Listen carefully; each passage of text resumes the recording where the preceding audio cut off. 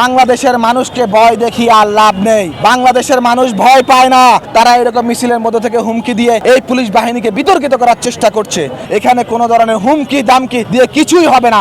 আমরা সবাই সাধারণ জনগণকে সাথে নিয়ে ছাত্রলীগ সহ সকল আওয়ামী লীগের অঙ্গ সংগঠনকে প্রতিহত করার প্রস্তুত আছি এবং প্রস্তুতি নিয়েছি ইনশাআল্লাহ। ছাত্রলীগ, যুবলীগ বা আওয়ামী লীগ এই দলটা সব সময় মানুষের বিরুদ্ধে কথা বলেছে, প্রশাসনের বিরুদ্ধে কথা বলেছে এবং আপনারা দেখেছেন বিগত 17 বছর তারা যেরকম সাধারণ মানুষের কথা বলার স্বাধীনতা, সাধারণ মানুষের সকল ধরনের অধিকার খর্ব করেছে, ঠিক তেমনি প্রশাসনকে তারা চাপ খাটিয়ে এবং তাদের বলয়ের মধ্যে রেখে কিছু দুষ্কৃতিকারী পুলিশ প্রশাসনের মাধ্যমে ক্ষমতায় টিকে থাকতে চেয়েছিল। কিন্তু এদেশের মানুষ সেটা করতে দেয়নি। আপনার প্রশ্ন অনুযায়ী বলছি, গাজীপুরের বিষয়টা অত্যন্ত, এটা একদমই আমাদের জন্য না, এটা সারা বাংলাদেশের প্রতিটি মানুষ দেখেছে এবং এটা করে তারা তাদের যেই ধরনের পথকে সারা জীবনের জন্য নষ্ট করেছিল, পুলিশ বাহিনীকে একটা বিতর্কিত বাহিনী হিসেবে প্রতিষ্ঠিত করে ঠিক আবারও তারা এরকম মিছিলের মধ্যে থেকে হুমকি দিয়ে এই পুলিশ বাহিনীকে বিতর্কিত করার চেষ্টা করছে।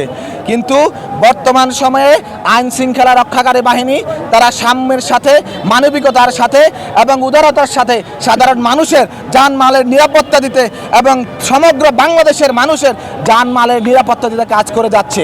আর যারা ওই পুলিশ অফিসার ছিল, আপনারা জানেন বাংলাদেশের ইতিহাসে নিকৃষ্টতম পুলিশের আইজি ছিল বেনজির, তাকে গ্রেপ্তার করা হয়েছে এবং খুব শীঘ্রই আমাদের ইতিমধ্যে প্রশাসনিক কার্যক্রমের মাধ্যমে এই বেনজিরকে বাংলাদেশের মাটিতে এনে শাস্তি দিয়ে সে যত গুম করেছে, খুন করেছে, নির্যাতন করেছে, সাধারণ মানুষকে পঙ্গু করেছে, তার সর্বোচ্চ শাস্তি নিশ্চিত করা হবে বাংলাদেশে। যে আর প্রক্রিয়া বর্তমান সরকার করছে ইনশাআল্লাহ।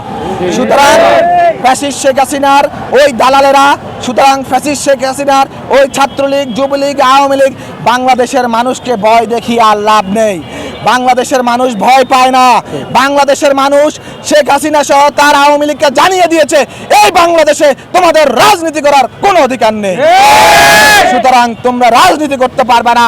নাগরিকত্ব যদি রাখতে চাও তাহলে এই বাংলাদেশের সাধারণ মানুষের অনুশাসন মেনে, ম্যান্ডেট মেনে যারা নির্বাচিত করেছে সরকারকে, তাদের পক্ষেই কাজ করতে হবে।